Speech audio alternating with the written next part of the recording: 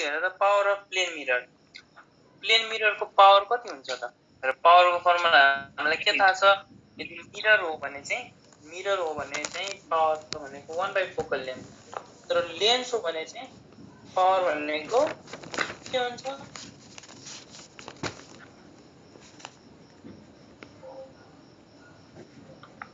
भने त P1 plus. अब हेर लेन्समा कतिवटा हुन्छ हेर त?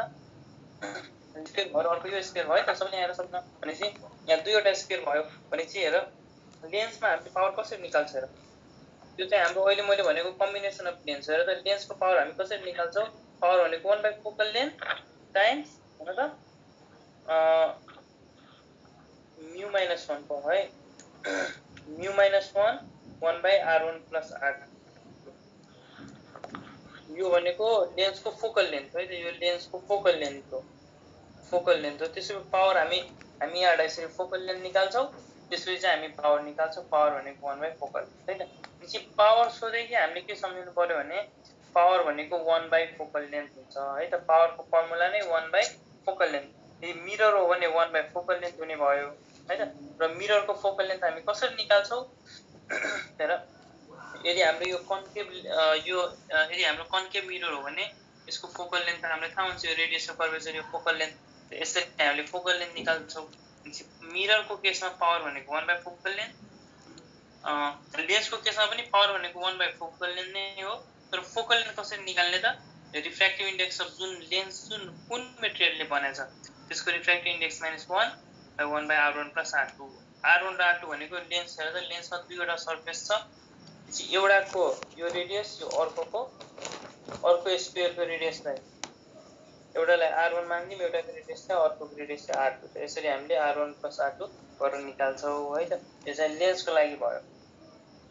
लेन्सको फोकल लेन्थ यसरी निकाल्छौँ। मिररको फोकल लेन्थ कसरी निकाल्छौँ? मिररको फोकल लेन्थ भनेको त्यो मिररको रेडियस कति छ त? रेडियस अफ कर्वेचर कति छ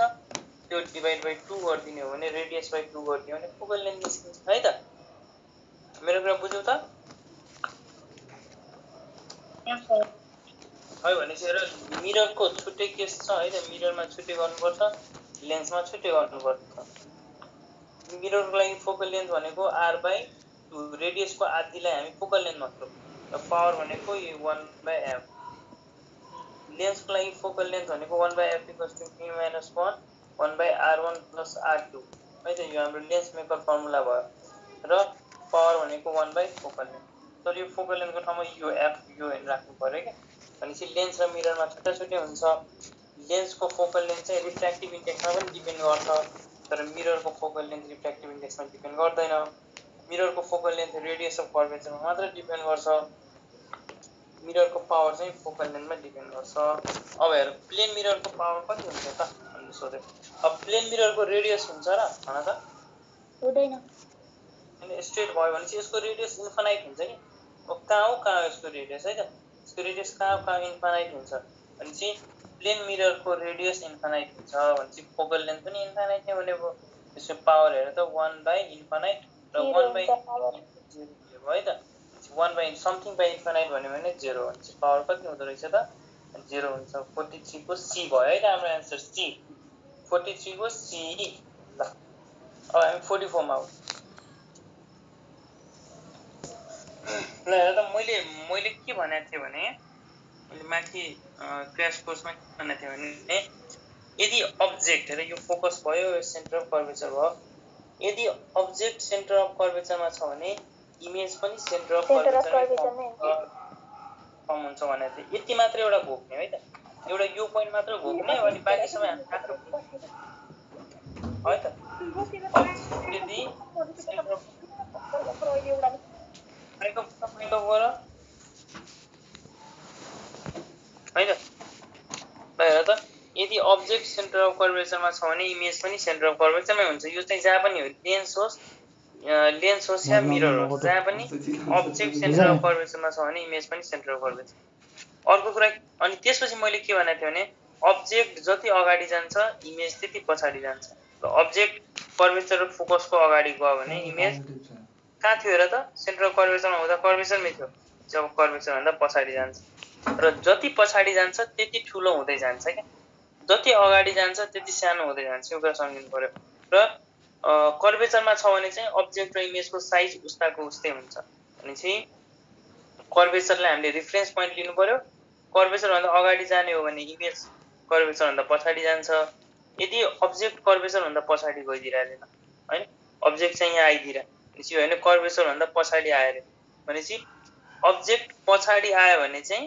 इमेज अगाडि जान्छ, भनेपछि इमेज कर्वेचर भन्दा अगाडि जान्छ। इमेज यता होइन अगाडि आउने भयो र अगाडि आएको इमेज चाहिँ सानो हुन्छ है,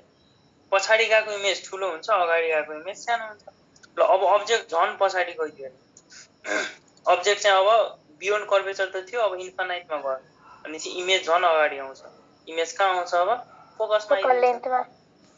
है, फोकसमा आउँछ है। फोकल लेन्थ भनेको यो फोकल लेन्थ भयो, यो पोइन्टलाई चाहिँ फोकस भन्छौँ है त,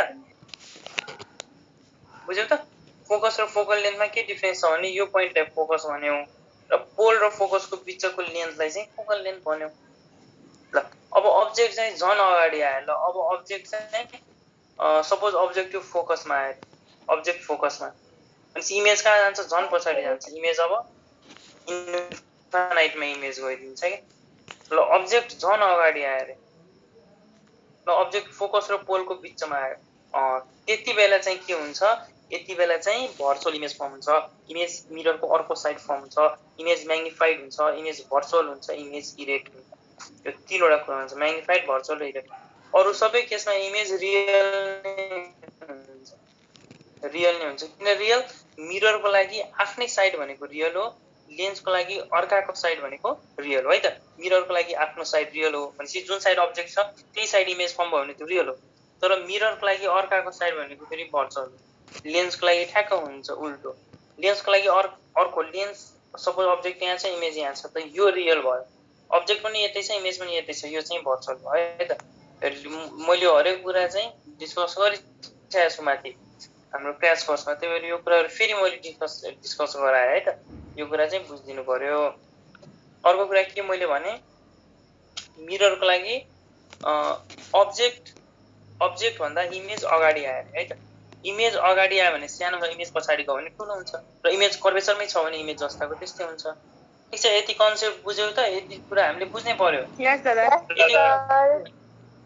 यति कुरा बुझ्यो भने चाहिँ हामीले कुनै पनि न्युमेरिकल सल्भ गर्न, ठिक छ कुनै सल्भ गर्नु पर्ला, तर धेरै जस्तो न्युमेरिकल सल्भ गर्नु पर्दैन क्या। हामीले अप्सन नै हेरेर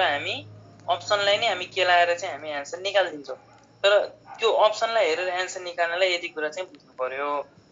ठिक छ? यस सर। ल त्यसो अब क्वेशनतिर आऊ। 44 नम्बर यहाँ त के छ भने an object is placed at a distance twice the focal length। हेर त फोकल लेन्थको ट्वाइस भनेको के हो? सेन्टर अफ कर्वेचर हैन, कर्वेचरमा है त। किनभने फोकल लेन्थ भनेको यो फोकल लेन्थ हो भने यो रेडियस अफ कर्वेचर है त। यदि यहाँदेखि यहाँको डिस्टेन्स f हो भने यहाँदेखि यहाँको डिस्टेन्स पनि f हुन्छ, र रेडियस यहाँको यहाँ डिस्टेन्सलाई रेडियस भन्छौँ, र रेडियस भनेको 2 टाइम्स f हुन्छ, 2 टाइम्स फोकल लेन्थ हुन्छ। भनेपछि अब्जेक्ट कहाँ छ त? Object twice the focal length है, भनेपछि अब्जेक्ट कर्वेचरमा छ। त्यसको इमेज कहाँ फर्म हुन्छ? इमेज कर्वेचरमै फर्म हुन्छ। अब्जेक्ट कर्वेचरमा छ भने इमेज कर्वेचरमै फर्म हुन्छ। र साइज पनि कस्तो, मैले के भने त्यो कर्वेचरमा जस्ताको त्यस्तै साइज पनि सेम हुन्छ। हेर त इमेज आफ्नै साइड फर्म भएको छ, मिरर हो भनेपछि इमेज रियल नै हुने भयो, सेम साइज हुने भयो है त। ल हेर त एउटाको एरो माथि छ, अर्कोको एरो तल छ भनेपछि इन्भर्टेड हुने भयो है त। भनेपछि हाम्रो एन्सर हुने भयो डी 44। बुझ्यौ त? यस सर। 45 हेरौँ। द रियल भन्दा पनि यो कुन भ्यू हो? रियर भ्यू होला है त। The rear view of the rear, त्यो रियल भएको छ त्यहाँ, त्यसलाई आरइएआर रियर गर है त। रियर भ्यू भनेको पछाडिको भ्यू। हामीले कारमा बसमा बस्दा जुन बस और कारको त्यो मिरर हुन्छ, जुन ड्राइभरले हेरिरहेको हुन्छ, त्यो मिरर कस्तो हुन्छ भनेर सोधिरहेछ। हेर त्यो मिरर कस्तो हुन्छ? त्यो मिरर यस्तो हुनु पर्यो कि त्यो बस भन्दा पछाडि जति गाडी छ हैन, जति गाडीहरू छ, बाइकहरू छ, जे छ त्यो सबैको भ्यू आओस् क्या त्योमा है त। एउटा अब बस भन्दा पछाडि 5 वटा गाडी छ, अब त्यहाँ 4 वटा गाडीको मात्रै भ्यू आयो भने त ड्राइभरसँग एक्सिडेन्ट हुन सक्छ। भनेपछि हामीले यस्तो मिरर युज गर्नु पर्यो जसले वाइड फिल्डको इमेज त्यहाँ फर्म गरोस् है त वाइड फिल्डको इमेज फर्म गरोस् र इमेज सानो सानो फर्म गरे पनि केही फरक परेन तर ड्राइभरलाई यति थाहा हुनु पर्यो मेरो पछाडि चाहिँ 5 वटा गाडी छ 2 वटा बाइक छ यति वटा यो छ अब मैले चाहिँ यसरी हिड्नु पर्यो अगाडि बढ्नु पर्यो भन्ने कुरा थाहा हुनु पर्यो भनेपछि इमेजलाई सानो बनाउने काम कसले गर्छ त कन्भेक्स मिररले गर्छ है त कन्भेक्स मिररले गर्छ त इमेजलाई सानो बनाउँछ भनेपछि तिम्रो इन्फाइनाइटको अब्जेक्ट एकदम टाढा बस्छ भने पनि उसले चाहिँ त्यो इन्फाइनाइटको अब्जेक्टवाला बस्दा पनि उसले हेर्छ उसले सानो हेर्न त सानो हेर्छ है त अब हैन कसरी हेर्छ र त इन्फाइनाइटबाट आएको लाइट प्यारेलली आउँछ जुन चाहिँ यहाँ डिफ्लेक्ट हुन्छ अर्को लाइट पनि आयो यता आयो है त यतातिर गयो अब यो दुईटै लाइटले चाहिँ हामीले मिट गरिदिने हो भने हेर त यो दुईटै रेलाई मिट गरिदिने हो भने यहाँ इमेज फर्म हुन्छ र इमेज कस्तो फर्म भयो र त इमेज सानो इमेज फर्म भयो तर इमेज फर्म भएको छ एकदम सानो फर्म भएको छ भनेपछि कन्भेक्स मिररले के गर्छ त जति पनि टाढा अब्जेक्ट होस् जति पनि टाढा अब्जेक्ट जति पनि पछाडि गाडी होस् उसले भले उसले सानो गाडी ठुलो भए पनि उसले सानो इमेज फर्म गर्ला तर उसले चाहिँ पुरै क्लियर भ्यू उसले उसको पछाडि जतिवटा गाडी छ अब जस्ट पछाडि बसको जस्ट पछाडि त नदेला तर हल्का पनि यता छ भने चाहिँ उसले हरेक इमेज फर्म गराइदिन्छ त्यही भएर ड्राइभरलाई चाहिँ मेरो पछाडि यस्तो यस्तो गाडी यतातिर आइरहेछ अब एक्सिडेन्ट हुँदैन भनेर चाहिँ गाडीमा कुन मिरर युज गरिन्छ त कन्भेक्स मिरर युज गरिन्छ है त बुझ्यौ त यस सर अर्को चाहिँ सेभिङ गर्ने बेला हेर त हामीले अब हैन केटी मान्छेले त नगर्ला अब केटा मान्छेहरूले अब सेभिङ गर्ने बेला कुन मिरर युज गर्छ त कन्केभ मिरर युज गर्छ कन्केभ है त कन्केभ मिरर चाहिँ सेभिङ गर्ने बेला किन युज गर्छ त हेर सेभिङ गर्दाखेरि हामी के गर्छौं त हामी मिररलाई हाम्रो फेस भन्दा एकदम नजिक लिएर ल्याउँछौं है त किन ल्याउँछौं किनभने हामीले क्लोज हाम्रो फेसको हरेक एउटा दाढी काट्नु पर्यो नि त एउटा हरेक मिलाउनु पर्यो भनेपछि हामीले यो यदि हाम्रो यो कन्केभ मिरर भयो भने हामी अब्जेक्ट हाम्रो मुख हेर एकदम क्लोज ल्याउँछौं भनेपछि हाम्रो फेस कहाँ हुन्छ त यो मिररको पक्कै पनि फोकस र पोलको बिचमा हामीले आफ्नो फेसलाई ल्याउँछौं र हामीलाई के थाहा छ भने यदि अब्जेक्ट फोकस र पोलको बिचमा छ भने चाहिँ इमेज कहाँ फर्म हुन्छ इमेज म्याग्निफाइड फर्म हुन्छ र पछाडि फर्म हुन्छ भर्चुअल इमेज फर्म हुन्छ तर पछाडि र म्याग्निफाइड फर्म हुन्छ भनेपछि कन्केभ मिरर युज गर्दा हाम्रो फेस ठुलो देखिन्छ म्याग्निफाइड देखिन्छ जस कारणले चाहिँ हामीलाई दाढी काट्न सजिलो हुन्छ है त मिलाएर घाउसाउ नहुने गरी हामीले अब हरेक सानो कपाललाई पनि चाहिँ ठुलो देख्छौं जसले गर्दा चाहिँ हामीले यो मैले काट्नु पर्यो यो मैले यति मिलाउनु पर्यो भन्ने चाहिँ हामीले चाहिँ मजाले फेस क्लियर देखिन्छ है त भनेपछि सेभिङ गर्ने बेला चाहिँ कन्केभ मिरर युज गर्नु छ भने चाहिँ हामीले यति बुझ्नु पर्यो यदि हामीलाई ठुलो इमेज चाहियो भने कन्केभ युज गर्नु पर्यो सानो इमेज चाहियो भने कन्भेक्स युज गर्नु पर्यो के है त यति कुरा चाहिँ बुझ्नु पर्यो बुझ्यौ त यस सर ल अब हामी 46 नम्बरमा हो है त भनेपछि 45 को के भयो त 45 को कन्भेक्स मिरर हो है त सी नम्बर भयो अब 46 हेर ल दुईटा मिररलाई इन्क्लाइन गर्यो भने सर्टेन एंगलमा कतिवटा इमेज फर्म हुन्छ त मैले यसको फर्मुला भनेको थिए के गर्नु पर्यो थीटा माइनस 1 गर्नु पर्यो है त हामीले जुन गिवन एंगल छ त्यो एंगलले 360 डिवाइड बाइ त्यो एंगल गर्नु पर्यो र यो एंगल यदि हाम्रो इभन आयो भने चाहिँ यो एंगल यदि हाम्रो अड आयो भने चाहिँ के गर्ने हैन त अड आयो भने सिमेट्रिकलमा -1 गर्ने अनसिमेट्रिकलमा चाहिँ 1 गरेर यदि हैन अड आयो भने एउटा केस हुन्छ इभन आयो भने अर्को केस हुन्छ अब के हुन्छ त अड आयो भने के हुन्छ इभन आयो भने के हुन्छ र त अड आयो भने दुईवटा केस हुन्छ है त यदि हाम्रो 360 बाइ थीटा गर्यो र 360 बाइ थीटा चाहिँ हाम्रो अड आयो भने चाहिँ यहाँ दुईवटा केस छ र दुईवटा केस के छ भने यदि अड आयो र त्यो इमेज चाहिँ है त यदि अड आयो र त्यो इमेज चाहिँ सिमेट्रिकली राखेको छ है त सिमेट्रिकली भनेको के हो हामी अहिले बुझ्छौं सिमेट्रिकली भनेको ठ्याक्क बाइसेक्टरमा राखेको छ के जस्तै यदि यो एउटा मिरर भयो 360 बाइ 60 गर्दा हाम्रो अड आउँदैन इभन आउँछ है त 360 बाइ हामीले यो दुईटा मिररलाई चाहिँ 72 डिग्रीमा इन्क्लाइन गरेको छ है त 72 डिग्रीमा इन्क्लाइन गरेको छ अब हामी यहाँ बिचमा छौं रे जस्तै हामीले सलुनहरुमा जाँदा हामीले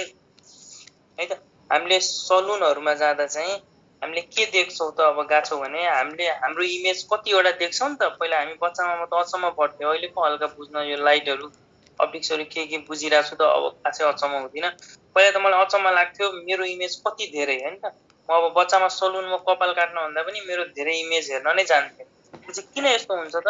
अनि चाहिँ त्यहाँ चाहिँ मल्टिपल टाइम रिफ्लेक्सन हुँदो रहेछ क्या। हाम्रो यो अब्जेक्टको चाहिँ मल्टिपल टाइम रिफ्लेक्सन हुँदो रहेछ, जसले गर्दा चाहिँ इमेज फर्म हुँदो रहेछ कि धेरै इमेज फर्म हुँदो रहेछ भन्ने कुरा अब बल्ल बुझियो है त। अब हेर त, अनि के हुन्छ भने अब सलुनमा त 3वटै डिरेक्सन र माथि पनि 4वटै, कुनै कुनै सलुनमा त सिलिङमा पनि मिरर हुन्छ है त, सिलिङमा पनि हुन्छ, 3वटै भित्तामा हुन्छ। तर हामीलाई यहाँ 3वटा भित्ता पाउनु छैन, 2वटा भित्ता मात्र पाउनु छ है त। 2वटा भित्तामा मिरर राखेको छ र त्यो 2वटा भित्ताको बिचको एङ्गल अर त्यो 2वटा मिरर बिचको एङ्गल सपोज सर्टेन डिग्री छ, सपोज थीटा डिग्री छ भने त्यहाँ कतिवटा इमेज फर्म हुन्छ भनेर हामीलाई एक्जाममा सोध्छ है त। अब हेर, अब सपोज 2वटा मिररलाई 72 डिग्रीमा राखेको छ भनेपछि हामीले के गर्नु पर्यो, पहिला त 360/72 गरिदिनु पर्यो, जसले गर्दा हाम्रो एन्सर के आउँछ त हेर त 36 10 जा 36 जा 25 जा भनेपछि हाम्रो एन्सर कति आयो 5 आयो। र यो 5 भनेको अड हो कि इभेन हो, अड हो है त, अड हो। अब अड हो भने 2वटा केस यहाँ सम्झिनुपर्छ। यदि अड हो र अब्जेक्टलाई सिमेट्रिकली राखेको छ,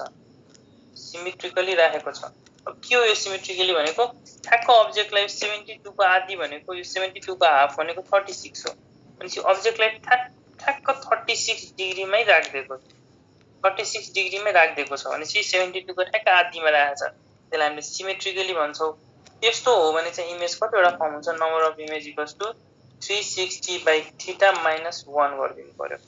है त। किन -1 गर्यो भनेर त, किनभने 2वटा इमेज त्यही पोजिसनमा फर्म हुन्छ कि। यो ठ्याक्क यदि इमेज ठ्याक्क बिचमा छ भने यो मिररको पनि र यो मिररको पनि इमेज त्यही ठ्याक्क एउटै पोइन्टमा फर्म हुन्छ, जसले गर्दा चाहिँ हामीलाई दुईटा इमेज एउटै इमेज जस्तो फिल हुन्छ, त्यही भएर चाहिँ हामी -1 गर्छौँ। र यदि असिमेट्रिकली छ भने भन्नाले 36 डिग्रीमा एक्ज्याक्ट छैन, 35 डिग्रीमा होला, 32 डिग्रीमा होला, 40 डिग्रीमा होला, यिनीहरू भनेको ठ्याक्क आधी, ठ्याक्क हाफ, 72 को हाफ भनेको सिमेट्रिकली, बाँकी अरू सबै एङ्गल असिमेट्रिकली। त्यो एङ्गलमा छ भने number of image equals to 360/θ नै गर्छौँ है त। Number of image equals to 360/θ भनेपछि यदि सिमेट्रिकली राखेको छ भने 360/θ - 1 गर्नु पर्यो, भनेपछि 360/θ भनेको 5 - 1 4वटा इमेज फर्म हुन्छ। यदि असिमेट्रिकली राखेको छ भने चाहिँ 5वटै इमेज फर्म हुन्छ। मेरो कुरा बुझ्यौ त? यस दादा। है त, यो चाहिँ हाम्रो अडको लागि भयो। तर हाम्रो एन्सर इभेनमा आएर, जस्तै 2वटा मिररलाई 60 डिग्रीमा इन्क्लाइन गरेको छ, अब कतिवटा अब्जेक्ट फर्म हुन्छ है त। इभेनमा अब सिमेट्रिकली होस् असिमेट्रिकली होस् फरक परेन। यदि इभेन आएको छ भने जस्तै 360/60 गर्ने भने 6 आउँछ हाम्रो एन्सर। 6 भनेको इभेन नम्बर हो। यदि इभेन नम्बर आएको छ भने चाहिँ हामी डाइरेक्ट के गर्छौँ भन त, number of image equals to 360/θ - 1 गरिदिन्छौँ, भनेपछि कतिवटा इमेज फर्म हुने भयो, 6 - 1 गर्दा 5वटा इमेज फर्म। भनेपछि इभेन आउँदा 360/θ - 1 युज गर्छौँ। यदि अड आयो भने 2वटा केस, एउटामा 360/θ - 1 गर्छौँ कति बेला, यदि सिमेट्रिकली राखेको छ भने। यदि असिमेट्रिकल राखेको छ भने चाहिँ 360/θ मात्र गर्छौँ। बुझ्यौ त?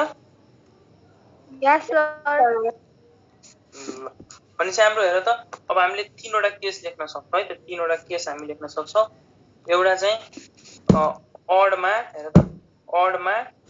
सिमेट्रिकली राख्यो, अर्को चाहिँ अडमा असिमेट्रिकली राख्यो, अर्को चाहिँ इभेनमा राख्यो। इभेनमा राख्यो भने 360/θ - 1, अडमा यदि सिमेट्रिकली है त डाइरेक्ट बिचमा राख्यो भने 360/θ - 1 है त, 360/θ - 1। यदि असिमेट्रिकल छ भने चाहिँ 360/θ है त। यो 3वटा कुरा चाहिँ सम्झिनु पर्यो है त। यदि फ्र्याक्सन र डेसिमलमा आयो अरे हाम्रो, अब डिभाइड गर्यो, हाम्रो एन्सर 3.9 आयो अरे, ल 3.1 आयो अरे, के गर्ने त, 3 लिने। 3 नै लिने है त। यसलाई राउन्ड अफ साउन्ड अफ गर्ने होइन। यदि 3.9 इमेज भनेको के हो त, 3.9 इमेज भनेको त यो त 3 नै इमेज हो नि त। जबसम्म 4 हुँदैन त्यति बेलासम्म 3 नै। यसलाई राउन्ड अफ गर्नु भएन कि, ठ्याक्कै इन्टिजर पार्टलाई 9 3.9 होस् या 3.1 होस् मतलब छैन, अगाडिको भ्यालु मात्र है त। यदि डेसिमलमा आयो भने चाहिँ त्यस्तो भयो। मेरो कुरा बुझ्यौ त? यो 3वटा केस बुझ्यौ? Yes sir. भनेपछि if an object is symmetrical हेरी सिमेट्रिकल छ र हाम्रो एंगल 72 दिएको छ भने चाहिँ 360/72 गर्दा हाम्रो आन्सर कति आउँछ 5 आउँछ र के भनेको छ सिमेट्रिकली भनेको छ ठ्याक्क बीचमा छ भनेपछि 5 - 1 हाम्रो आन्सर 4 हुनेको है त यस सर है सिमेट्रिकली भनेको छ भनेपछि 360/72 गर हाम्रो आन्सर 5 आउँछ यो 5 भनेको अड भयो र अडमा दुईवटा केस छ यदि अडमा सिमेट्रिकली छ भने चाहिँ 5 - 1 एक चाहिँ घटाइदिने असिमेट्रिक छ भने त्यतिको त्यति नै आन्सर भयो 5 - 5 1 भनेको 4 हाम्रो आन्सर 4 भयो पछि हाम्रो आन्सर कुन भयो त ए भयो है 46 को ए बुझ्यौ त यस सर ल अब हामी 47 मा हो है त हेर त कन्केभ मिरर फेरि कन्केभ मिरर छ है त कन्केभ मिरर छ has radius of curvature 20 cm यसको यो फोकल लेन्थ भयो यो यसको रेडियस हो है त यसको रेडियस चाहिँ हामीले 20 cm दिएको छ an object is place 10 cm from the pole of the mirror यो हाम्रो मिररको पोल भयो त यो भनेको यो पोइन्ट भनेको पोल भयो पोलबाट कति सेन्टिमिटर यता राखेको छ त 10 सेन्टिमिटर फ्रम द पोल भनेको के ठ्याक्क फोकसमा राखेको छ है त 10 सेन्टिमिटर फ्रम द पोल भनेको अब्जेक्टलाई ठ्याक्क फोकसमा राखेको छ किनभने 20 सेन्टिमिटर रेडियस हो भने त यसको 10 सेन्टिमिटर यो होला 10 सेन्टिमिटर यो होला किनभने रेडियस भनेको ट्वाइस अफ फोकल लेन्थ भनेपछि अब्जेक्टलाई फोकसमा राखेको छ यसको इमेज कहाँ फर्म हुन्छ त हामीलाई थाहा छ अब्जेक्टलाई फोकसमा राख्यो भने इमेज इन्फाइनाइट फर्म हुन्छ यदि अब्जेक्ट इन्फाइनाइटमा छ भने इमेज कहाँ फर्म हुन्छ फोकसमा ठ्याक्क इन्भर्स है त अब्जेक्ट फोकसमा छ भने इमेज इन्फाइनाइटमा अब्जेक्ट इन्फाइनाइटमा छ भने इमेज फोकस हैन त यस सर अनि हाम्रो आन्सर बी हुने भयो त इन्फिनिटी 47 को बी अब 48 मा हो the array of light is incident on a plane mirror at an angle of incidence 30 degree the ray after reflection is deviated through the एउटा प्लेन मिरर छ है त प्लेन मिरर छ मैले मिररलाई हरिजन्टली राखेको छु है त भर्टिकली राखेको छैन यो नर्मल भयो त परपेन्डिकुलर टु मिरर भनेको नर्मल हुने भयो नेगेटिभ भयो अनि राइटलाई चाहिँ कति एंगलमा इन्सिडेन्स गरेछ त 30 डिग्रीमा यो हाम्रो इन्सिडेन्ट रे भयो है त लाइटलाई चाहिँ लाइट चाहिँ 30 डिग्रीमा इन्सिडेन्ट भएको छ यो एंगल 30 डिग्री हुने भयो द रे आफ्टर रिफ्लेक्सन इज डेभिएसन हेर त हाम्रो के छ भने मिररको ल के छ भने angle of incidence equals to angle of reflection यो रे 30 डिग्री नै बनाएर रिफ्लेक्ट हुन्छ अनि यो रे कतिले डेभिएट भयो त यता जाने रे यता जानुपर्ने वाला रे यता गयो यति एंगलले डेभिएसन भयो यो हाम्रो डेभिएसन भयो है त अब यो एंगल अफ डेभिएसन हामी कसरी निकाल्ने त हेर त अब कि त हामीले फर्मुलाबाट पनि लेख्न सक्छौं एंगल अफ डेभिएसन 180 - 2i तिमीले फर्मुला सम्झे पनि भयो हैन अब फर्मुला सम्झेर तिमीले फर्मुला सम्झेनौ रे अब तिमीले यहाँ डेरिभेसन गरेर गर्नु छ भने पनि गर्न सक्छौ हेर त यो हाम्रो टोटल 90 डिग्री भयो 90 डिग्रीमा यो 30 डिग्री हो भने यो 60 डिग्री हुन्छ हेर त यदि यो 60 हो भने चाहिँ यो पनि 60 हुन्छ किन भर्टिकली अपोजिट एंगल है त र हेर त यो 30 हेर त यो टोटल 90 हुन्छ यो 30 हो भने यो पनि 60 हुन्छ भनेपछि टोटल डेभिएसन कति भयो त 60 + 60 भनेपछि 120 डिग्री 120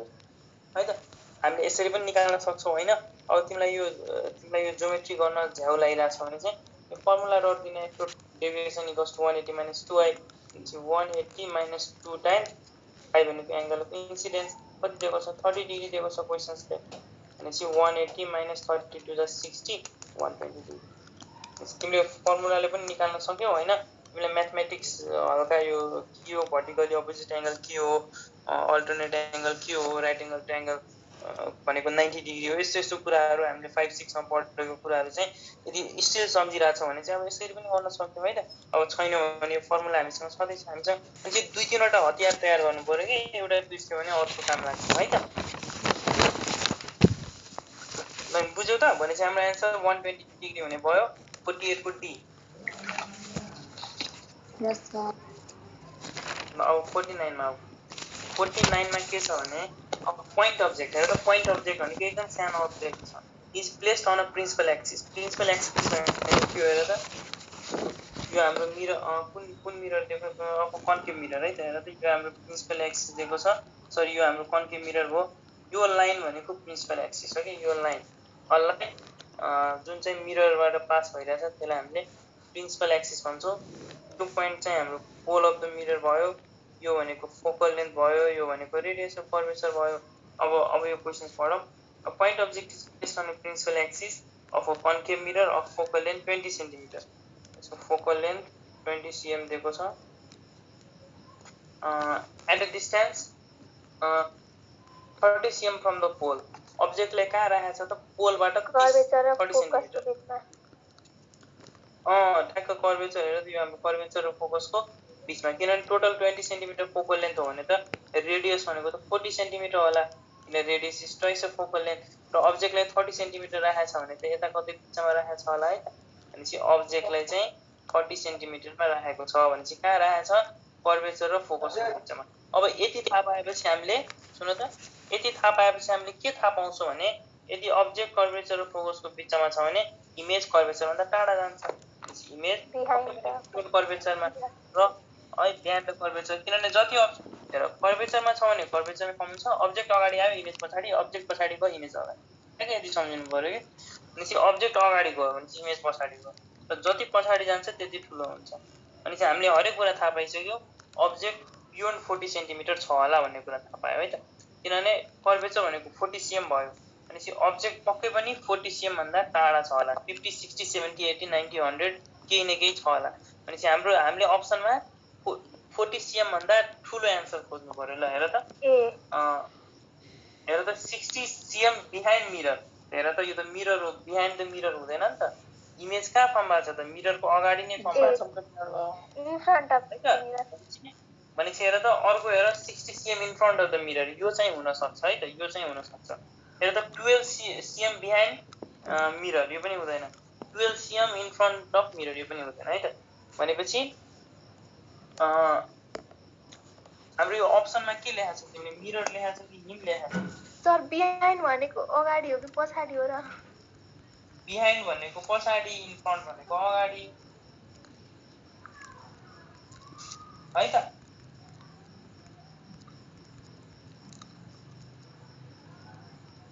हेर त 12 सेन्टिमिटर बिहाइन्ड हिम यहाँ बिहाइन्ड मिरर लेख्नु पर्ने है त यो हिम छ नि यो हिमलाई चाहिँ मिरर भनेर लेख है त 12 सेन्टिमिटर बिहाइन्ड मिरर र 12 centimetre in front of mirror त्यो अप्सनै हुन्छ र दादा हजुर त्यो अप्सन हुन्छ र हुँदैन नि 12 चाहिँ हामीले त 40 60 भन्दा बढी खोज्नु पर्यो हैन अरे 40 भन्दा त्यही त हामीले 40 भन्दा बढी खोज्नु पर्यो त्यो पनि यो बिहाइन्ड हिम भनेको बिहाइन्ड अब्जेक्ट भन्न खोजे हो कि भनेर मैले तर 30 मा 12 जोड्दा हुन सक्छ कि त्यही भएर चाहिँ त्यसलाई बिहाइन्ड मिरर गर्दिम न त्यो बिहाइन्ड द अब्जेक्ट भएको भए त हुन सक्छ नि त हेर न सरी बिहाइन्ड द अब्जेक्ट भने भए त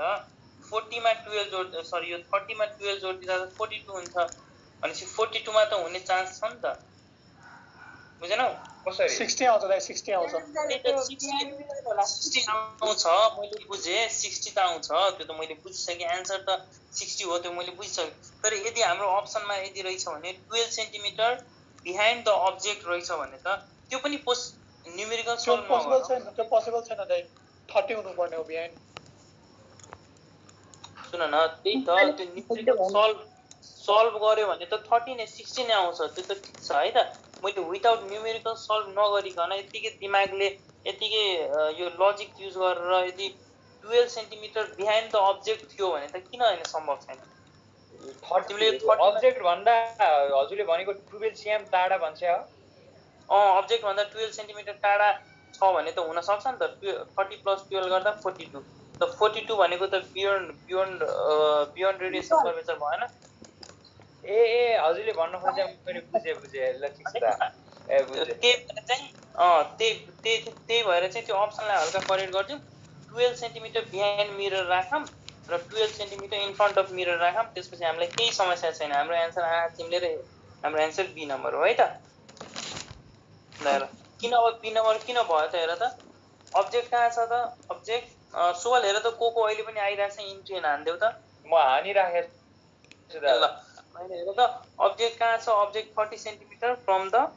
मिरर छ भनेपछि अब्जेक्ट फोकस र कर्वेचरको बिचमा छ है त फोकस यहाँ हाम्रो फोकस थियो फोकस र कर्वेचरको बिचमा छ भने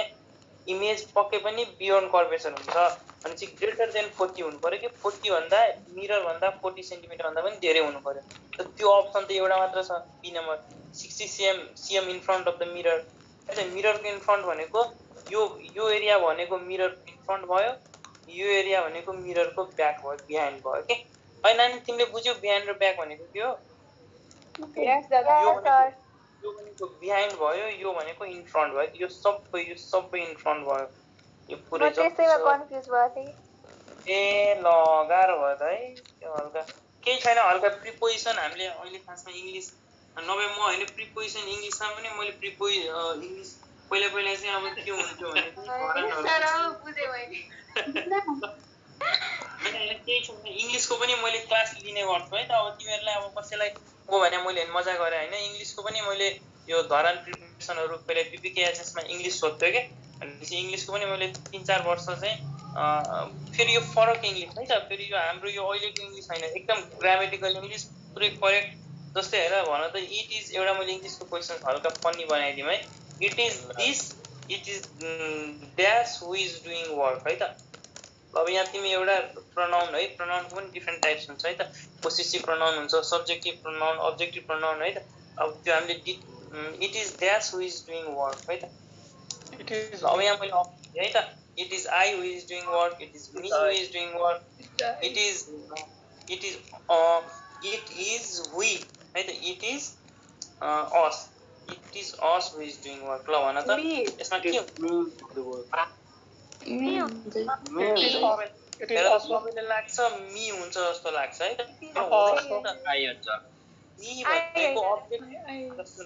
मी भनेको अब्जेक्टिभ प्रनाउन हो है त अब्जेक्टिभ प्रनाउन हो र यो इज भनेको एक्जिलरी भर्ब हो र एक्जिलरी भर्ब पछि जहिले पनि axillary verb is always followed by subjective pronoun र आई भनेको सब्जेक्टिभ प्रनाउन हो वी भनेको सब्जेक्टिभ प्रनाउन हो भनेपछि एक्जिलरी भर्ब पछाडि जहिले पनि सब्जेक्टिभ प्रनाउन युज गर्नु पर्यो त्यही भएर के भन्छ त it is I who is doing work है त हामीले यत्रो वर्ष पुरै रङ इङ्ग्लिस पढिरहेछौँ त्यो होइन है त अनि चाहिँ अब कुनै दिन यसो फुर्सद भयो भने चाहिँ हामी इङ्ग्लिस पनि मजाले पढ्छौँ है त एकदम सजिलो छ इङ्ग्लिस है त इङ्ग्लिस अब म त इङ्ग्लिसको सोध्न लाग्यो भने ल है त त्यसो भए अप्टिक्सको क्वेसन्स तिमीले अस्ति मलाई पठाएको होइन हजुर त्यही होला 2 मिनट ल त्यो रिफ्लेक्सन वाला हैन दुई तीनचोटी रिफ्लेक्सन भएको छ हैन हजुर इन्क्लाइन होला ल हैन त्यसपछि हामी पहिला यो गरिराखौँ अनि लास्टमा चाहिँ त्यो गरायो अनि त्यसपछि हुन्छ ल अब हामी 50 हामी कुन नम्बरमा पुग्यो ल 50 नम्बरमा how far should an object be held from a concave mirror of focal length 40 cm है त फोकल लेन्थ 40 cm दिएको हेर है हामीलाई इक्जाममा सोध्ने नै भनेको धेरै जस्तो कन्केभ मिरर सोध्छ कन्भेक्स खासै सोध्दैन है त यो कन्केभ मिरर चाहिँ किनभने यसमा धेरै क्वेशन्स सोध्न मिल्छ के कन्केभ मिररबाट यसमा धेरै केसेसहरू छ अनि त्यो भएर हामीले कन्केभ मिररमा बढी फोकस गर्नु पर्यो हेर त how far should an object be held from a concave mirror of focal length 40 cm हेर त कन्केभ मिररको फोकल लेन्थ चाहिँ 40 सेन्टिमिटर छ है त focal length 40 centimetre radius of curvature 80 centimetre भनेको how far should an object be held from a concave mirror of focal length 40 centimetre 49 को answer के भयो त बी नम्बर भयो त 60 cm in front of mirror so as to obtain a real image twice the size of the object लाई र मजाको question छ र हामीले अब्जेक्टलाई कहाँ राख्दा चाहिँ रियल इमेज फर्म हुन्छ भनेपछि अब भर्चुअल इमेजको फोकस र पोलको बिचमा राख्ने कुरा भएन रियल इमेज सोधिरहेछ भनेपछि अब्जेक्टलाई so as to obtain a real image twice the size of the object भनेपछि म्याग्निफाइड अब्जेक्ट प्रोड्युस गर्नु पर्यो म्याग्निफाइड इमेज प्रोड्युस गर्नु पर्यो भनेपछि इमेज पक्कै पनि बियोन्ड कर्वेचर भन्दा पछाडि यहाँ इमेज फर्म हुन्छ so that it is magnified भनेपछि अब्जेक्टलाई पक्कै पनि हामीले कहाँ राख्नु पर्यो फोकस र कर्वेचरको बिचमा राख्नु पर्यो भनेपछि हेर त हामीलाई रेडियस अफ कर्वेचर कति दिएको छ 40 cm दिएको छ है त रेडिएसन कर्वेचर कति दिएको छ यसको रेडियस हाम्रो 80 cm आउँछ है त 80 cm आउँछ भनेपछि हाम्रो एन्सर 40 र 80 को बिचमा हुनु पर्यो के अब्जेक्टलाई चाहिँ 40 र 80 को बिचमा अब यहाँ खोज्नु पर्यो 40 र 80 को बिचमा मेरो कुरा सुन है 40 र 80 को बिचमा दुई या दुईवटा भन्दा बढी अप्सन छ भने क्वेशनले सल्भ गर्नु पर्यो है त magnification equals to v i by o गरेर हामीले क्वेशन सल्भ गर्नु पर्यो हैन 40 र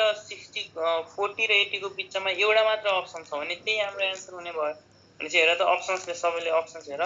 40 र 80 को बिचमा कतिवटा नम्बर छ भने त एउटा मात्र छ 60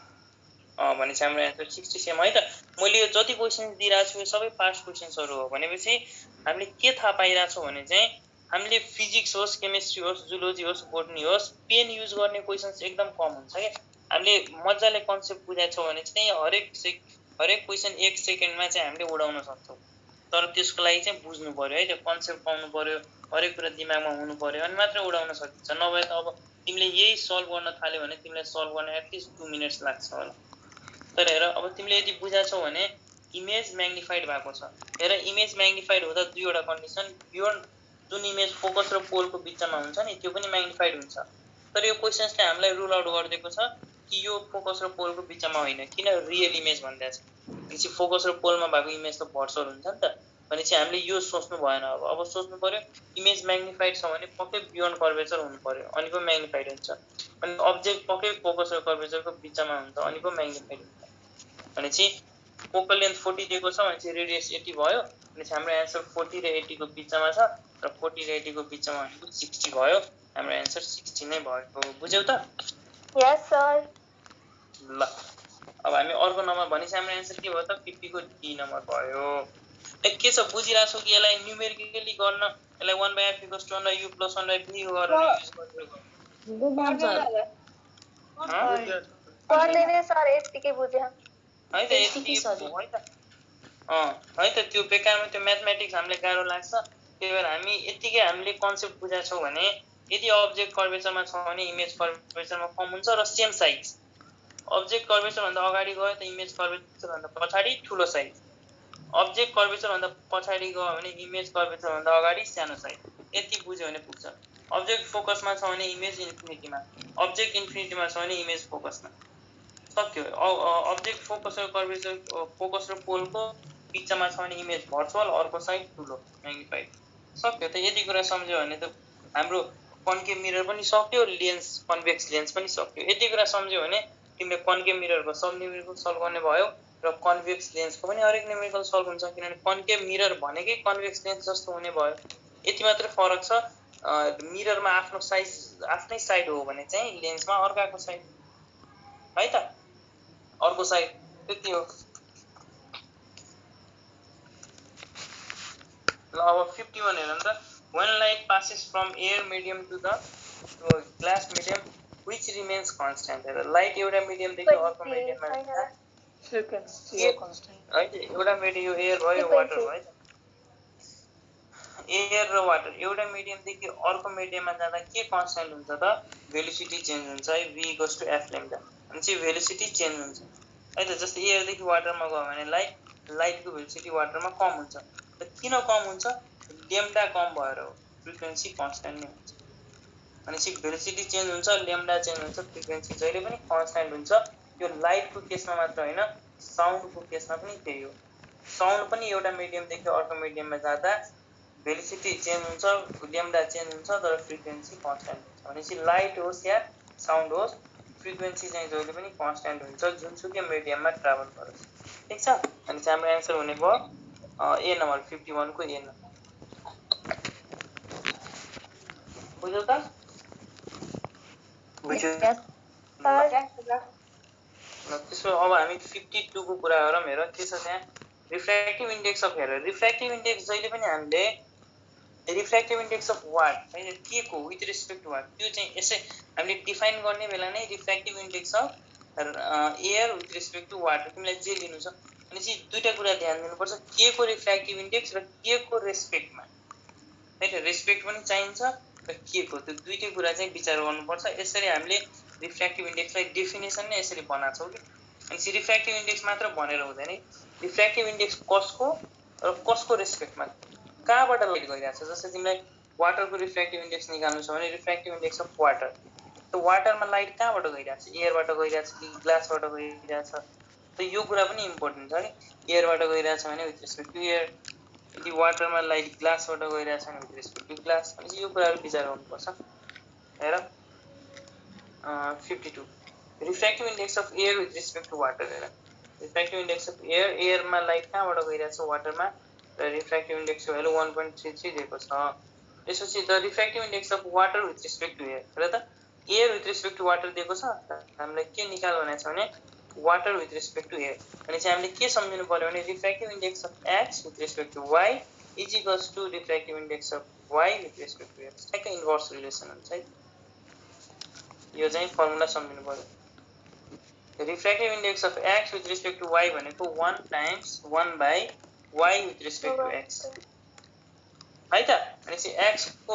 एक्सको निकाल्नु पर्यो विथ रेस्पेक्ट टु वाइ त्यसो भए तिमीलाई अब वाइको निकाल भनेको छ विथ रेस्पेक्ट टु एक्स के गर्नु पर्यो हामीसँग यो फर्मुला हो कि यो फर्मुला हो refractive index of x with respect to y भनेको 1 times refractive index of y यो वाइलाई अब तल ल्याइदिने र एक्सलाई माथि लगिदिने y with respect to x अनि चाहिँ अब यसलाई नै हामीले यहाँ युज गरिदिउँ हामीलाई air with respect to water दिएको छ र हामीलाई के निकाल भनेको छ water with respect to air जुन भनेको 1 बाई 1.33 र 1 बाई 1.33 गऱ्यो भने कति आउँछ त भन त 1 दादा त्यसले 4/3 लेख्छु 1.33 भनेको 4/3 3/4 हो 4/3 है त 1.33 भनेको 4/3 जुन भनेको 3/4 आयो 3/4 भनेको 0.7 है त हाम्रो एन्सर कति आयो त डी नम्बर है त 52 को डी है त ओके सर ल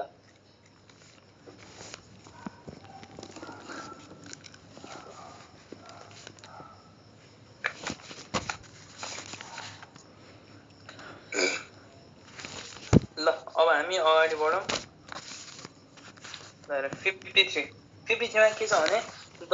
रिफ्र्याक्टिभ इन्डेक्स दिएको द इन्डेक्स अफ रिफ्र्याक्सन भनेको रिफ्र्याक्टिभ इन्डेक्स नै हो the refractive index of diamond is 2.4 अब केही पनि दिएन भने चाहिँ हेर केही पनि दिएन भने विथ रेस्पेक्ट टु एयर भनेर बुझ्नुपर्छ है त किनभने हाम्रो रिलेटिभ रिफ्र्याक्टिभ इन्डेक्स भनेको जहिले पनि एयर हो भनेपछि रिफ्र्याक्टिभ इन्डेक्स अफ डायमन्ड भनेर दियो अरे अब केही पनि दिएन विथ रेस्पेक्ट टु वाट भनेपछि केही पनि दिएन भने जहिले पनि विथ रेस्पेक्ट टु एयर भनेर यो अलरेडी अन्डरस्टुड हो है त भनेपछि refractive index of diamond with respect to air कति दिएको छ 2.4 त्यसो भए हामीलाई velocity of light in diamond यो डायमन्डमा चाहिँ लाइटको भेलोसिटी कति हुन्छ भनेर निकाल्नु हुन्छ है त हेर हामीले रिफ्र्याक्टिभ इन्डेक्स दियो र भेलोसिटी अफ लाइट निकाल्नु भन्यो भने चाहिँ हामीले एउटा अब फर्मुला सम्झिनु पर्यो velocity of at light vacuum but upon velocity at medium है त हामीसँग फर्मुला के छ भने रिफ्र्याक्टिभ इन्डेक्स भनेको mu equals to c by v हामीले यो हैन फर्मुला सम्झिनु पर्यो रिफ्र्याक्टिभ इन्डेक्सको डेफिनेसन के हो त हेर त म्यु इक्वल्स टु म्युको डेफिनेसन धेरै छ है त mu equals to sin i by sin r पनि एउटा फर्मुला छ अर्को फर्मुला के छ क्रिटिकल एंगलको टर्ममा mu equals to 1 by sin c भन्ने पनि एउटा फर्मुला छ क्रिटिकल एंगलको टर्ममा है त इन्सिडेन्स र रिफ्र्याक्सनको टर्ममा यो भयो र एपेरेन्ट टाइम है एपेरेन्ट एंगलको टर्ममा पनि छ है त धेरै छ र यो कसको यो साउन्ड कसको आइरहेछ हेर त बिना ल हेर त अर्को फर्मुला छ हाम्रो म्युको c by in terms of velocity of light र यो c भनेको त हामीलाई सबैलाई थाहा छ भेलोसिटी अफ लाइट है त केमा इन एयर है त एयर अर भ्याक्युम र एयरमा लगभग उयो हुन्छ र यो v भनेको velocity of light in medium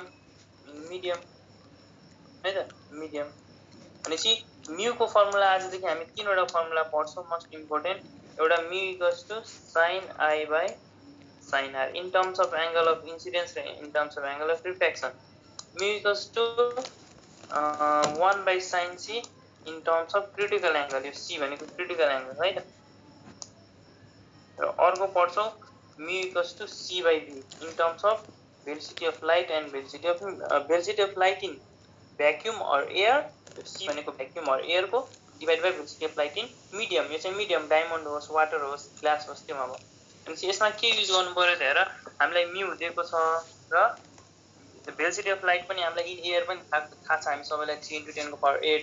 है त, र हामीलाई velocity of light in diamond सोधिरहेको छ भनेपछि यो भीको भ्यालु सोधिरहेको छ है त। त भी भनेको सी बाई म्यू हुन्छ हेर त, mu equals to c by v हो भने v equals to c by mu भनेपछि 3 × 10⁸ डिभाइड बाई म्यू कति दिएको छ हेर 2.4। ल अब यसलाई सल्भ गर्नु पर्यो। 3 1 जा 3, 3 6 जा 18, 3 7 जा 21, 3 8 जा 24 भनेपछि 0.8 हुने भयो है त। 3 8 जा 24 किनभने यहाँ 2.4 छ नि त भनेपछि 0.8 हुने भयो। भनेपछि 1/0.8 भनेको 8 डिभाइड बाई 10, 8 डिभाइड बाई 10 भनेपछि माथि हामी के गरौँ त, 8 लाई यतिकै छोडिदिउँ, माथि 10 लगिदिउँ। हाम्रो एन्सर कति आयो त?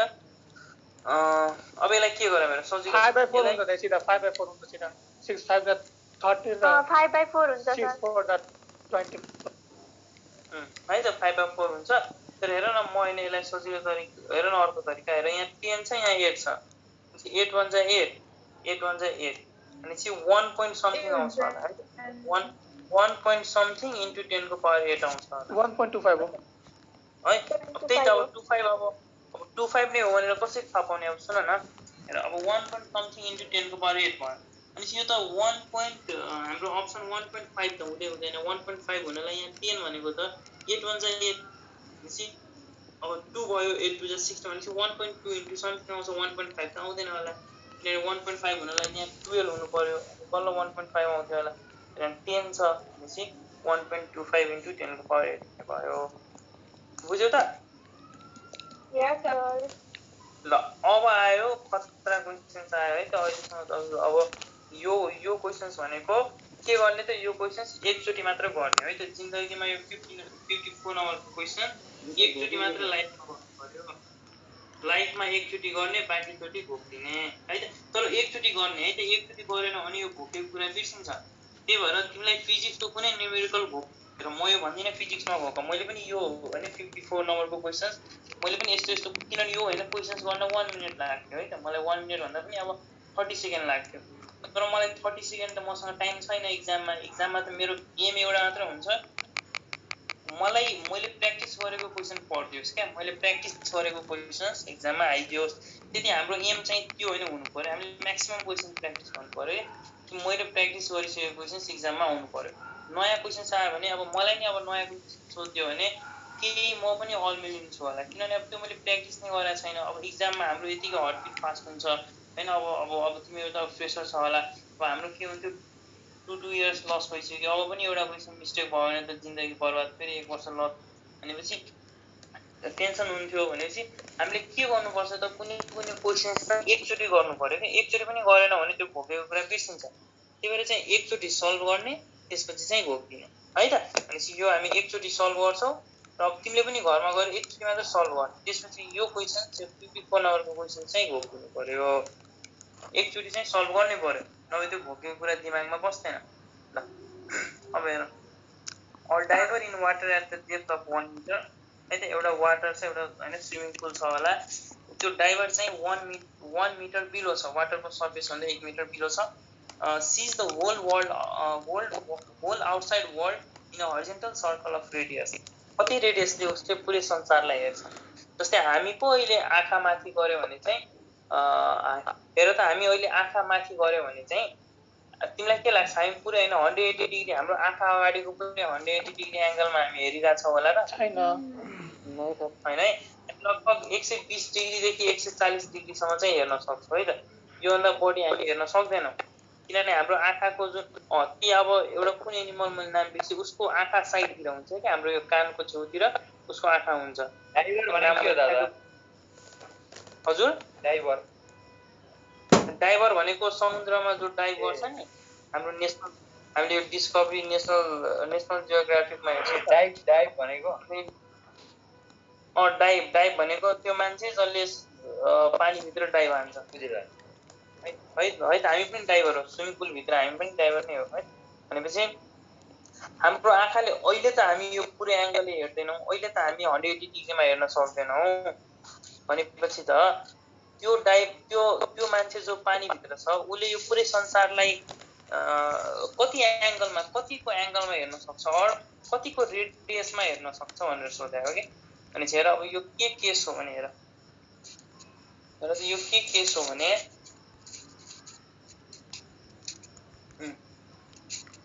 हेर त यो एउटा समुद्र भयो है, ल यो पानी भयो त यो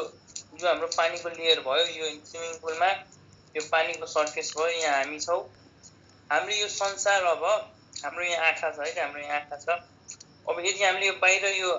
खुल्ला आकाशमा हेर्ने हो भने हामीले यो आकाशको जस्तै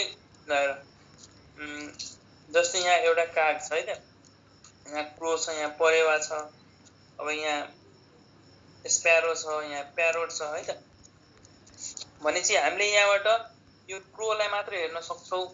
यो पिजनलाई पनि हेर्न सक्छौँ, कि हामीले यो प्यारोटलाई पनि हेर्न सक्छौँ, स्प्यारोलाई हामीले कति एङ्गल्स यो पानीभित्रबाट चाहिँ हामीले कति एङ्गलसम्म चाहिँ हामीले हेर्न सक्छौँ।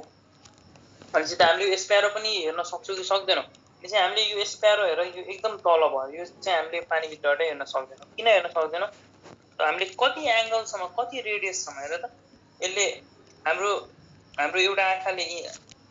हामीले यो एङ्गलसम्म हेर्न सक्छौँ, अर्को आँखाले यहाँसम्म हेर्न सक्छौँ। भनेपछि हामीले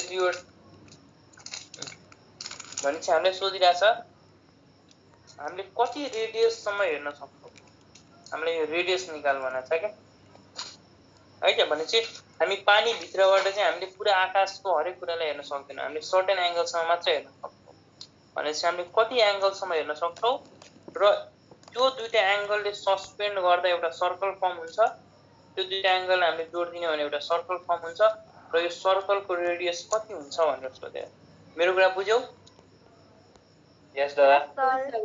ल त्यसो भए सर्कलको रेडियस निकाल। अब हेर यति बुझेपछि त हामीसँग पाइथागोरसले है, हामीसँग पाइथागोरस छ, हामीसँग के छ।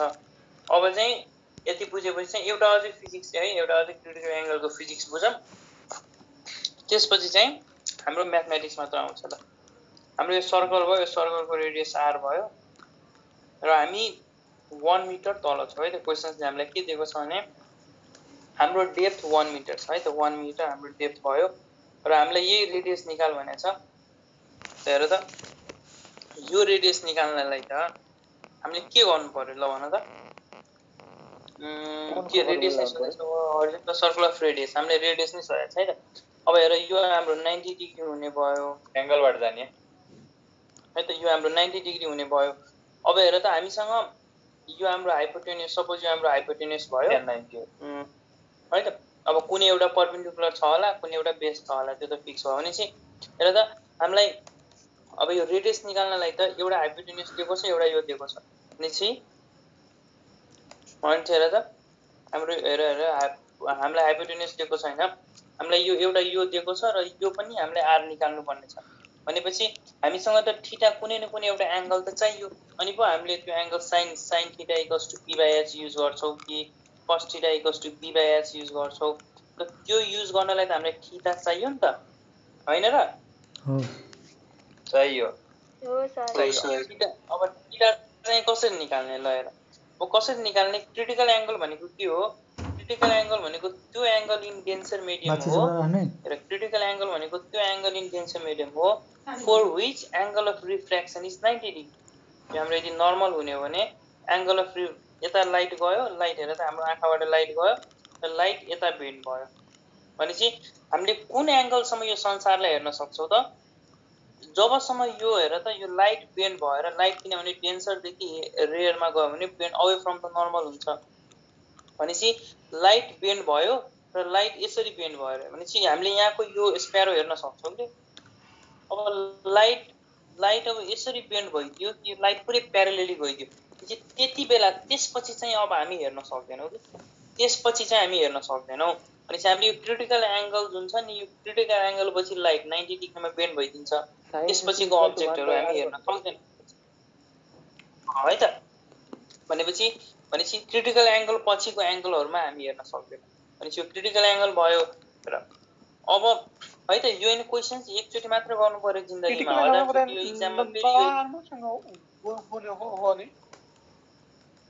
क्रिटिकल हजुर एंगल त नर्मलसँग बुन्यो हो नि क्रिटिकल एंगल नर्मलसँग के भन्यो मैले अलिक क्रिटिकल एंगल चाहिँ नर्मलसँग हैन हो हो हो हो है त भनेपछि क्रिटिकल एंगल नर्मलसँग हुने सरी है त भनेपछि हामीले यो क्रिटिकल एंगल भयो भनेपछि त्यसपछिको एंगल पछि हामी हेर्न सक्दैनौं भनेपछि यो हाम्रो क्रिटिकल एंगल हो भने हेर त यो पनि क्रिटिकल एंगल नै हुन्छ किन अल्टरनेट एंगल यो र यो प्यारलल लाइन छ है त यो दुईटै नर्मल नै हो भनेपछि यो क्रिटिकल एंगल हो भने यो पनि क्रिटिकल एंगल नै हुन्छ अब हामीले यति थाहा पाइसक्यो अब हामी सिम्पल साइन कुन फंक्सन युज गरौँ sin θ = p/b हामी tan हैन त हामीसँग हाइपोटेन्युस छैन नि त भनेपछि हामीले के युज गर्नु पर्यो p/b युज गर्नु पर्यो भने cos थीटा हुन्छ होला सर 90 - p गर्दाखेरि sin के हुन्छ नि त हजुर हजुर शिक्षा दादा tan नै गर्छ tan नै युज गर्ने tan नै गर्छ अनि p/b आउँछ र tan c = p/b है त अनि त्यो p by हामी यो रेडियसलाई p मान्दियौं र 1 मिटरलाई p मान्दियौं अनि tan c = 1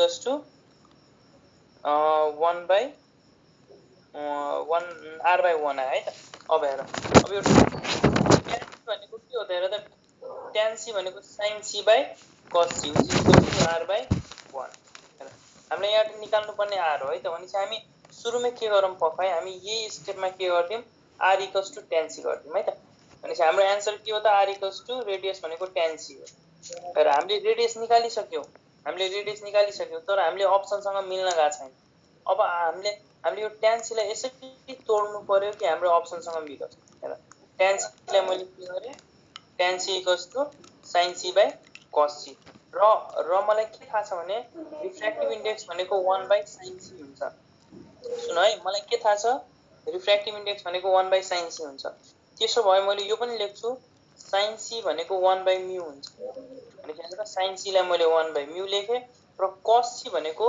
हेर त cos c लाई मैले रुट ओभर हेर त cos square θ = 1 - sin square θ भनेपछि cos θ = root over 1 - sin square c पनि लेख्न सक्छु भनेपछि रुट ओभर 1 - μ स्क्वायर पनि लेख्न सक्छु र यसलाई नै सल्भ गर्ने हो भने हाम्रो के आउँछ रुट ओभर 1 - μ स्क्वायर / μ है त यहाँ के आउँछ μ बाइ sin c भनेको 1/μ आयो बाइ cos c भनेको cos सरी 1/μ स्क्वायर हुन्छ हैन त्यही त मैले यसलाई मेटाए है त मैले यसलाई मेटाए अनि हेर sin c भनेको 1/μ भयो र cos c भनेको root over 1 - sin square c sin square c र 1/μ by root over 1 - sin c भनेको 1/μ भनेपछि sin square c भनेको 1/μ स्क्वायर है त 1/μ स्क्वायर अब त्यसपछि हेर यो क्वेशन चाहिँ एकदम ठुलो छ है त त्यही भएर यसलाई एकचोटी मात्र गर्ने हो त्यसपछि घोक्ने हो 1/μ बाइ p स्क्वायर एलसीएम लिदियौं भनेपछि μ स्क्वायर - 1 टाइम्स रुट ओभर हुने भयो अब हेर त 1/μ into by root over μ square - 1 र μ लाई रुट भन्दा बाहिर निकाल्दियौं म र μ काट्न पाइयो त्यसपछि 1/रुट ओभर μ स्क्वायर - 1 भनेपछि हाम्रो आन्सर के आयो त B नम्बर 1/रुट ओभर μ स्क्वायर - 1 तर हेर त द डेप्थ इज 1 मिटर भनेको छ है त यदि डेप्थ 1 मिटरको ठाउँमा h मिटर भएको भए हामी के गर्थ्यौ यो 1 को ठाउँमा h ल्याइदिन्थ्यौ भनेपछि हाम्रो आन्सर h/रुट ओभर μ स्क्वायर - 1 हुन्छ बुझ्यौ त हामीलाई अहिलेको डेप्थ इज 1 मिटर भनेको छ नि त यदि डेप्थ 1 मिटर नदिएर h मिटर दियो रे या 5 मिटर दियो भनेपछि 5 मिटर दियो भने h को 1 को ठाउँमा 5/रुट ओभर μ स्क्वायर - 1 गर्नु पर्यो यदि h मिटर दियो भने h/रुट ओभर μ स्क्वायर - 1 भनेपछि हामी एउटा यो 54 नम्बर क्वेशन्समा चाहिँ एउटा म यसको डेरिभेसन त गराइसके अब म एउटा प्वाइन्ट लेखिदिन्छु if a diver if a sea diver inside water at depth h है त sees the world है त sees the world outside through a horizontal circle of radius r है त then यो रेडियस कति हुन्छ त r equals to h times tan c है tan c which is equals to h by root over mu square minus 1 यो हैन formula अब हामी सबैले घोकिनु पर्यो है त एकचोटी सल्भ गर्नु पर्यो त्यसपछि यो फर्मुला घोकिनु पर्यो हाम्रो आन्सर के भयो त h by root over mu square minus 1 र हामीले अघिको क्वेशनमा 1 मिटर दिएको छ भने चाहिँ यो h को ठाउँमा 1 राख्नु पर्यो कि 1 by root over mu square minus 1 अनि यो हैन फर्मुला चाहिँ सबैले घोक्नु पर्यो हुन्छ यस सर है त भने चाहिँ यो अब एक्जाममा गरेर बस्ने होइन कि अब कुनै पनि क्वेशन यस्तो हुन्छ जुन हामीले चाहिँ घरमा चाहिँ गर्नु पर्यो है त घरमा जति सकिन्छ गर जतिसक्दो तिमीले डेरिभेसन गर्नु छ गर तर एक्जाममा गएर यस्तो डेरिभेसन गर्यो भने हामी साइको हुन्छ किनभने त्यति धेरै क्वेशन सल्भ गर्नु पर्यो अब यस्तो क्वेशनमा अल्झ्यो भने त मान्छे पागल हुन्छ कि त यस्तो क्वेशन छोड्दिने लास्टमा गर्ने है त यदि यो फर्मुला तिमीले यो h by mu square minus 1 हो कि 1 minus mu square हो भन्ने कुरा यदि तिमीले बिर्स्यौ भने के गर्ने त यो क्वेशन लास्टमा गएर सल्भ गर्ने कि त हामीले यो फर्मुला सम्झिनु पर्छ ल अब हामी आउ 55 नम्बरमा हेर त 55 मा के छ भने a glass slab has thickness 6 mm and mu 1.5 है त refractive index पनि दियो क्याल्कुलेट त ल हेर अब ल हेर त एउटा ग्लास स्ल्याब दिएको छ है त ग्लास स्ल्याबको थिकनेस कति हेर त 6 mm चाहिँ यसको थिकनेस छ है त र यो ग्लास स्ल्याबको रिफ्र्याक्टिभ इन्डेक्स कति दिएको छ 1.5 दिएको छ क्याल्कुलेट द टाइम इन न्यानोसेकेन्डमा टाइम निकाल for an instant of light to pass through it लाइटलाई सरल आवाज पास हुनलाई कति टाइम लाग्छ त्यो टाइम निकाल्न छ तेरा काटी हाल्छ सब मेरो आवाज आएन है त्यसो नेट चेन्ज गर्छु ल म नेट चेन्ज गर्छु है त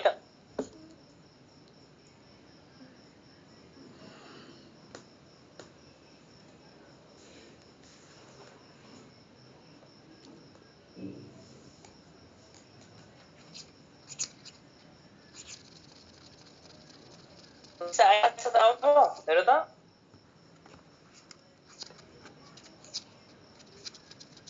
हेलो हजुर यस दादा आइरहेको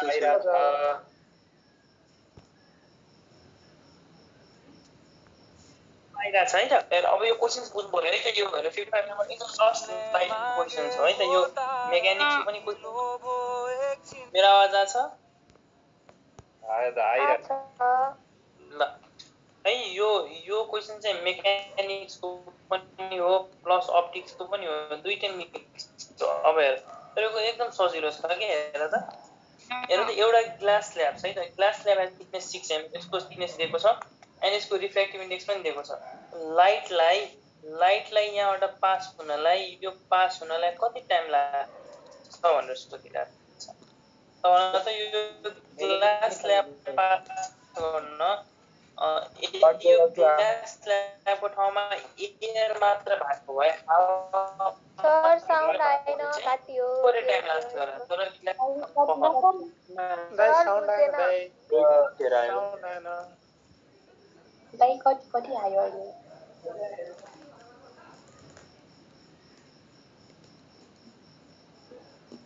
रेडियो बजे जस्तै भयो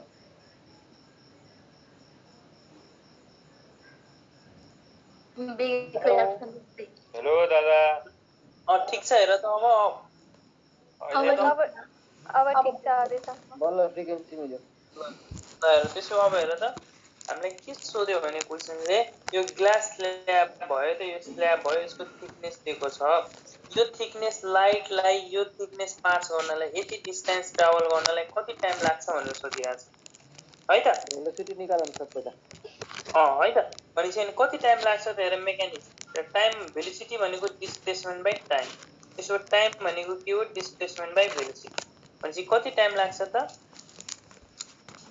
डिस्प्लेसमेन्ट बाइ भेलोसिटी टाइम लाग्छ भनेपछि डिस्प्लेसमेन्ट हामीलाई 6 mm दिएकै छ अब यसको भेलोसिटी लाइटको भेलोसिटी निकाल्नु पर्यो यो मिडियममा लाइटको भेलोसिटी कति हुन्छ त चाहिँ कसरी निकाल्ने हेर mu equals to c by v यहाँबाट हामीले यो v को भ्यालु कसरी निकाल्ने त v equals to c by mu है त भनेपछि हामीले के गर्नु पर्यो v लाई हटाएर यहाँ c बाइ mu गरिदिनु पर्यो c बाइ mu र यो mu चाहिँ माथि जान्छ भनेपछि यही हाम्रो टाइम पिरियड हो d by c into mu अब हैन d पनि दिएको छ c पनि हामीलाई थाहा छ mu पनि दिएको छ भनेपछि टाइम निस्क्यो बुझ्यौ त मजाले दादा बुझ्यो सर ल भनेपछि हेर त d कति दिएको छ 5 mm दिएको छ 6 mm दिएको छ त 6 इन्टु 10 को पावर माइनस 3 मिटर भयो बाइ भेलोसिटी अफ लाइट कति हुन्छ 3 इन्टु 10 को पावर 8 मिटर हुन्छ टाइम्स म्यू चाहिँ 1.5 दिएको छ भनेपछि यो सबै एन्सर जुन छ नि यो यसको सल्भ गर्दा हाम्रो एन्सर सेकेन्डमा आउँछ अब सेकेन्डलाई न्यानो सेकेन्डमा लगाउनु पर्यो सेकेन्डलाई न्यानो सेकेन्डमा कसरी लाग्ने त 10 को पावर 9 ले मल्टिप्लाई गर्ने है हैन है -9 हैन +9 ले है त 10 को पावर +9 ले मल्टिप्लाई गर्दिनु भनेपछि हाम्रो एन्सर आउँछ है त अब यो एन गर्दिनु पर्छ पर्दैन दा अगाडि बढ हाम्रो एन्सर के आउँछ त 0.03 न्यानो सेकेन्ड बी नम्बर आउँछ है त हाम्रो एन्सर है मैले फेरि गरे है त अब यो सल्भ आफै गरेर हामीलाई टाइम निकाल भनेको छ भनेपछि हेर मेकानिक्समा velocity equals to displacement by time time भनेको डिस्प्लेसमेन्ट बाइ भेलोसिटी अब यो भयो velocity of light in glass ल्याबमा कति भेलोसिटी लाइट पास भएको छ त mu equals to c by v और v equals to c by mu भनेपछि यो v को ठाउँमा c बाइ म्यू राख्दियो c बाइ म्यू र म्यू माथि जान्छ भनेपछि यसलाई अब सल्भ गरिदिने हो भने हाम्रो एन्सर आयो यो टाइम हाम्रो सेकेन्डमा आउँछ त्यसलाई 10 को पावर 9 ले मल्टिप्लाई गर्यो भने न्यानो सेकेन्डमा जान्छ बुझ्यौ त यस सर भनेपछि हाम्रो एन्सर 0.03 न्यानो सेकेन्ड आउँछ है त अब यो सल्भ गर ल त अब 56 मा भनेर ल हेर 56 मा हेर what is the angle of incident of prism of angle 60 degree and which has refractive index √2 for which it gives minimum deviation हेर त what is the angle of incident of prism एउटा prism भयो है त prism को हामीले angle of incidence निकाल्नु पर्यो र angle of prism 60 degree दिएको छ refractive index √2 दिएको छ है त यो refractive index of prism भनेको mu equals to √2 दिएको छ and which has refractive index √2 for which it gives minimum deviation minimum deviation दिनलाई चाहिँ minimum deviation दिएको बेला चाहिँ हामीलाई के निकाल भनेको छ त हामीलाई what is the angle of incident हामीलाई incident angle of incident I को भ्यालु चाहिँ निकाल भनेको छ ल हेर अब यसमा के गर्न सकिन्छ त हामीले र हामीलाई रुट म्यू हैन हामीलाई दिएको छ भनेपछि यो म्यू लाई युज गर्नु पर्यो के हेर त मिनिमम डेभिएसन को लागि के हुन्छ त हेर फर मिनिमम डेभिएसन हेर त मिनिमम डेभिएसन को बेला के हुन्छ मिनिमम डेभिएसन को कन्डिसन के हो त angle of incidence equals to angle of emergence एउटा कन्डिसन अर्को condition r1 equals to r2 equals to r भनेपछि एंगल अफ रिफ्र्याक्सन दुईटै इक्वल हुनु पर्यो यो हाम्रो मिनिमम डेभिएसन को कन्डिसन भयो के भनेपछि र हामीलाई के थाहा छ एंगल अफ प्रिज्म भनेको हेर त r1 प्लस r2 र यो मिनिमम डेभिएसनमा त दुईटै इक्वल छ भनेपछि 2r हुने भयो एंगल अफ प्रिज्म 2r हुने भयो त्यसो भए यहाँबाट हामीले के डिराइभ गर्न त्यसपछि हामीले के गर्न सक्छौं त हेर और r इक्वल्स टु a/2 गर्न सक्छौं भनेपछि ल हेर अब हामीले यति बुझिसकेपछि हामीलाई एंगल अफ इन्सिडेन्स निकाल भनेछ त्यसैले हामीलाई के थाहा छ रिफ्र्याक्टिभ इन्डेक्स भनेको sin i by sin r हामीले यही i निकाल भनेछ र r भनेको हेर त r भनेको यो r भनेको a/2 है त यहाँ हामीले डिराइभ गर्यौ r इक्वल्स टु a/2 भनेपछि r को ठाउँमा a/2 राख्दियौ र म्यू पनि हामीलाई दिएकै छ भनेपछि यो इक्वेसनबाट हामीले के लेख्न सक्छौं त यो इक्वेसनबाट हामीले के लेख्न सक्छौं sin i equals to mu times sin a/2 which is equals to mu पनि हामीलाई दिएको छ √2 र sin a/2 भनेको sin 60/2 sin 30 sin 30 भनेको 1/2 है त sin I भनेको 1/2 हो र यो 2 लाई हामीले के लेख्न सक्छौं 2 लाई √2 into √2 लेख्न सक्छौं एउटा √2 र अर्को √2 काट्न सक्छौं भने sin I भनेको 1/√2 आयो र 1/√2 भनेको sin 45 डिग्री को हो भने चाहिँ हामीलाई एंगल अफ इन्सिडेन्स कति आउँछ त I = 45 डिग्री है त ओके सर है हामीले के कुरा थाहा पाउनु पर्यो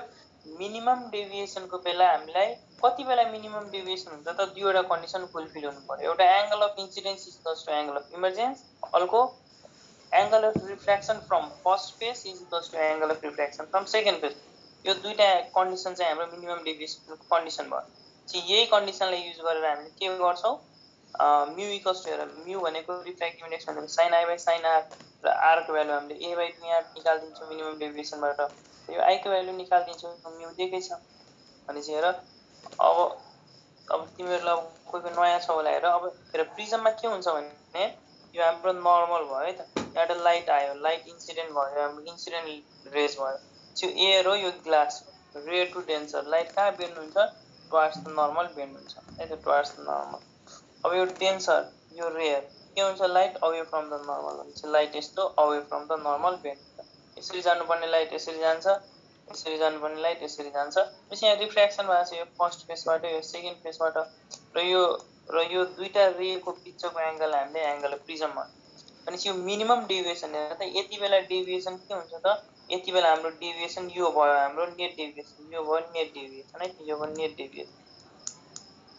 र मिनिमम डेभिएसन को लागि कन्डिसन के हो त मिनिमम डेभिएसन को लागि कन्डिसन यो जुन एंगल अफ इन्सिडेन्स छ र यो जुन एंगल अफ इमर्जेन्स छ यो दुईटा एंगल इक्वल भयो भने पहिलो कन्डिसन अर्को कन्डिसन यो जुन angle of reflection from first phase छ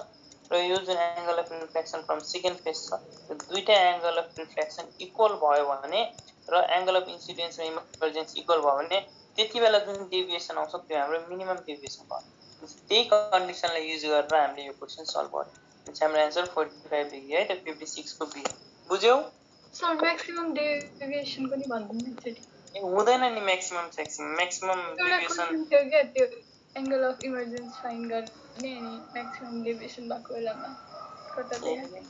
खोइ मैले त त्यो आउँदैन नि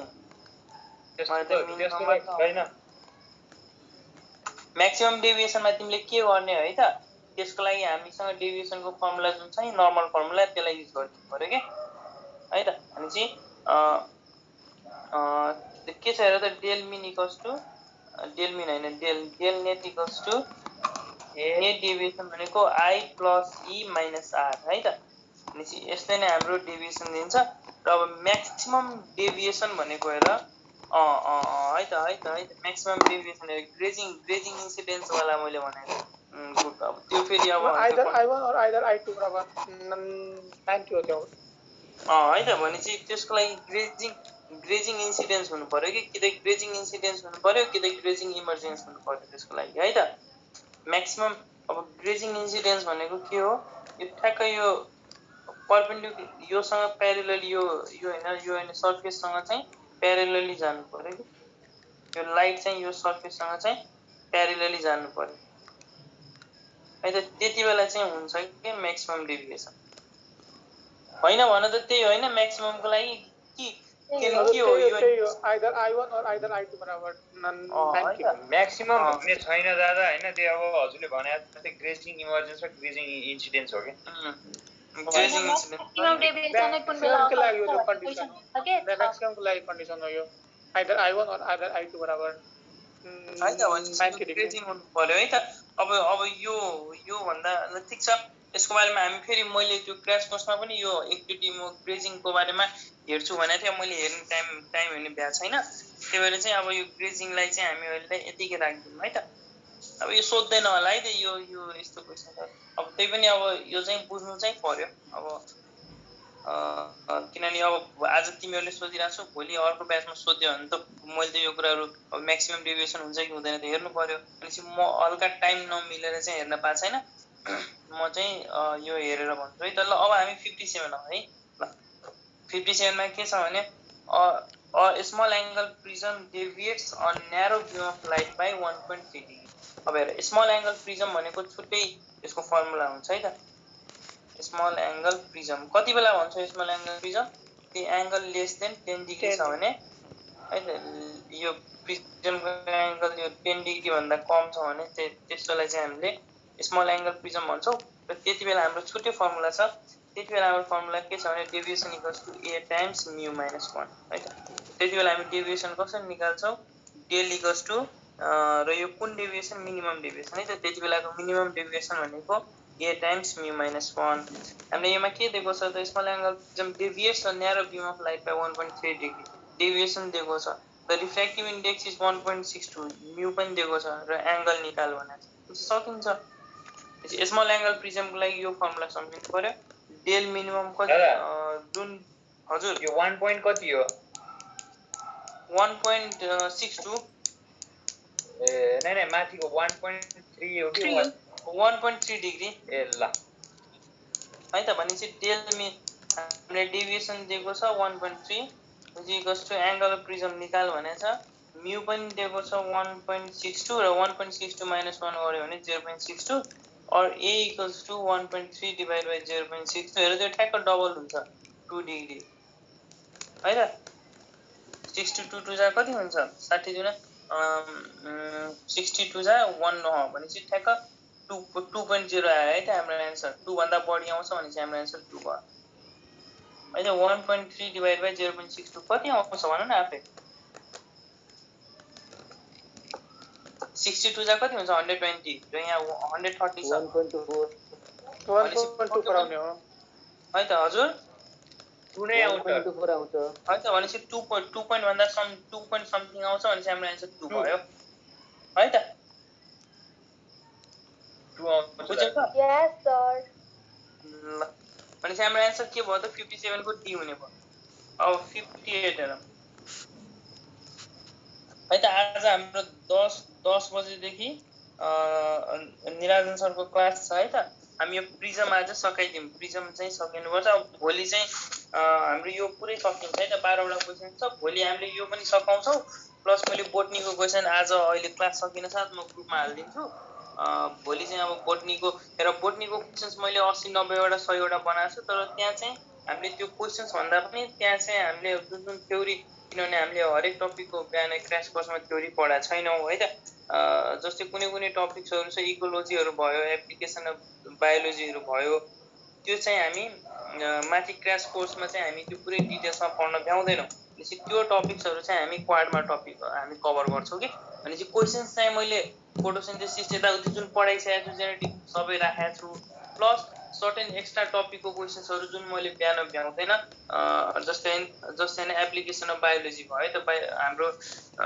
यो बोटनीको एप्लिकेसन के छ त है त्यस्तो कुराहरू भयो त्यसपछि सर्टेन यस्तो कुराहरू छ जस्तै इकोलोजी भयो है त इकोलोजीको क्वेशन्सहरू कति धेरै सोध्छ जुन चाहिँ हामीले इकोलोजी चाहिँ मर्निङमा हामीले चाहिँ अब इकोलोजी भन्ने टपिक हल्का हुने चाहिँ टपिक इम्पोर्टेन्ट टपिक छ है त अब यो ग्रीन हाउस ग्यासहरू के हो के हुन्छ कस्तो हुन्छ त्यो कुराहरू चाहिँ हामी है त त्यो कुराहरू चाहिँ हामी यता हामीले क्वाडमा चाहिँ सर्ट हेर light passing from air to glass at an angle of incidence is deviated to 15 degree हेर त लाइट कहाँ पास भइरहेछ एयरदेखि ग्लास है त एउटा ग्लास ल मानौँ यो ग्लास भयो यो एयर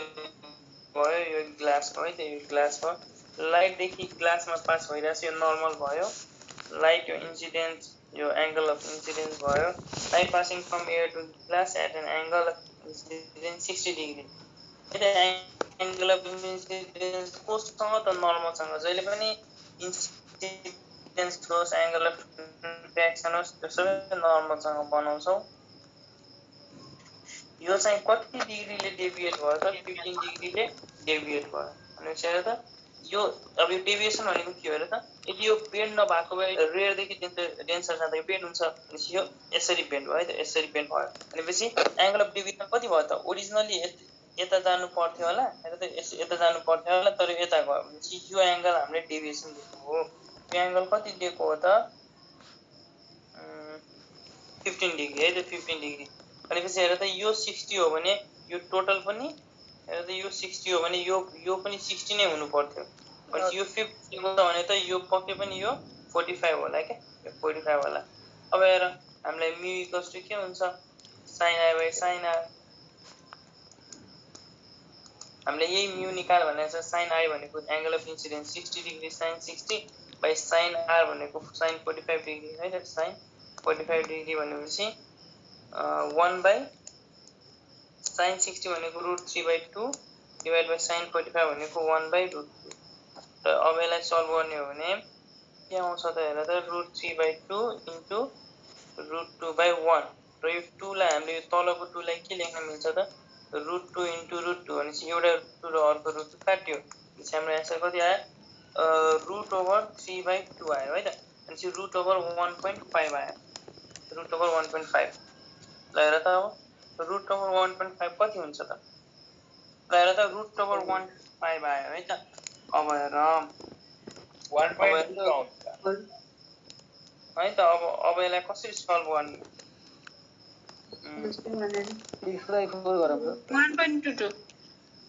है त भन त हैन कसरी √1.5 को रुट चाहिँ कसरी निकाल्ने भन त यो पक्कै पनि एमओई मा सोधेको क्वेशन छ है त मैले त कसरी निकाल्ने दादा √3/√2 अनि आउँछ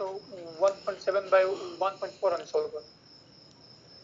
मैले चाहिँ कसरी गर्थे भन्दाखेरि तल सकेसम्म मैले चाहिँ 0 लाई ल्याउने भनेको 10 यता 100 10 ले तल माथि मल्टिप्लाई गर्ने र 2 क्यान्सल हुन्छ हैन पहिला त्यो रुट हटाउने अगाडि हजुरले जुन रुट राख्छ नि त्यो रुट नराख्ने अनि हामीले चाहिँ घोक्या हुन्छ नि त 1 को रुट कति हुन्छ 2 को यसो अलिकति 5 6 हैन रुट ल 3 को रुट 1.732 भयो 2 को रुट 1.414 भयो हैन त हजुर ल हेर है अब चाहिँ यसलाई कसरी गर्ने ल अब हामी के गरौँ मल्टिप्लाइङ बाइ 10 24/16 गरौँ न सर है त दुईटैलाई हामी मल्टिप्लाइङ बाइ 10 गर्छौं भनेपछि दुईटैलाई मल्टिप्लाई बाइ 10 गर्दा 17/14 आउँछ ल अब यसलाई गर्दियौ है त 14 डिवाइड बाइ 17 भनेपछि 14 1 * 14 यहाँ 3 आयो 15 6 सेन्टिमिटर चाहिँ 0 राखौं 14 2 * 28 यहाँ 2 आउँछ 0 14 1 * 14 भनेपछि 1.21 अनि हाम्रो आन्सर के भयो त 1.22 बुझ्यौ सबैले यस एकदम मैले नि के गरे हेर त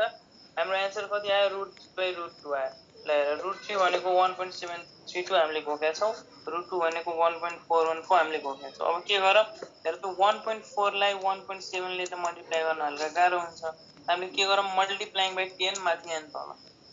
10 ले माथि र तल मल्टिप्लाई गर्दियौ पायो नि हैन र एउटै नम्बरले माथि तल पाएन र पायो भनेपछि 17/14 आउँछ अब 14 ले 17 लाई डिवाइड गर्छ है त ओके सर ल सर त्यसरी गर्न भन्दा अझै इन्टु 2 2 गर्दै जाम न माथि पनि तल पनि लास्टमा 24/16 आउँछ के झन् सजिलो हुन्छ इन्टु 2 2 गर्दै जाने हैन 3/2 लाई चाहिँ इन्टु 2 इन्टु 2 हैन 3 * 12 12 to the 24 र यसलाई पनि 3 चोटी इन्टु 2 गर्यो यसरी गर्ने हो भने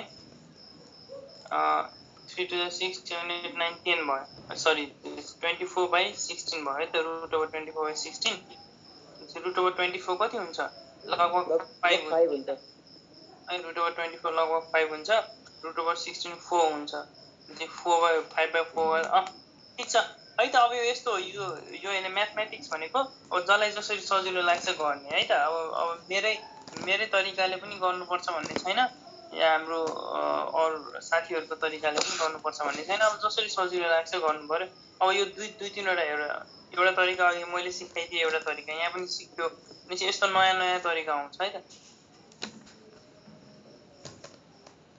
हेर त 59 मा फो minimum deviation inside the field angle हेर मिनिमम डेभिएसन को कन्डिसन मैले भनेको थिए के हुन्छ दुईवटा कन्डिसन भनेको थिए angle of incident angle of emergence र दुईटा चाहिँ angle of refraction from first phase should be equals to angle of refraction from second phase यो दुईटा इक्वल हुनु पर्यो अनि हाम्रो आन्सर के भयो त यो दुईटा मध्ये यो दुईटै हो मिनिमम डेभिएसन को कन्डिसन भनेपछि angle of emergence should be equals to angle of incidence B भयो ल अब 60 भनेको 60 नम्बर भनेको हेर चाहिँ लेन्सको क्वेसन छ। अब हाम्रो निरञ्जन अब 20 मिनट्स ब्रेक भयो, 10 बजेदेखि चाहिँ निरञ्जन सरले लिनुहुन्छ। अब भोलि चाहिँ अब हाम्रो कतिवटा क्वेसन बाँकी छ त 70 12वटा बाँकी छ। भोलि यो सकाएर चाहिँ हामीले चाहिँ बोटनी पनि भोलि नै सुरु गर्छौँ है त। ओके दादा मलाई होस्ट दिएर गइस् ल। ए ल मैले चाहिँ होस्ट दिएँ। अनि यो रेकर्डिङ स्टप गरिदियो है त। ल दादा।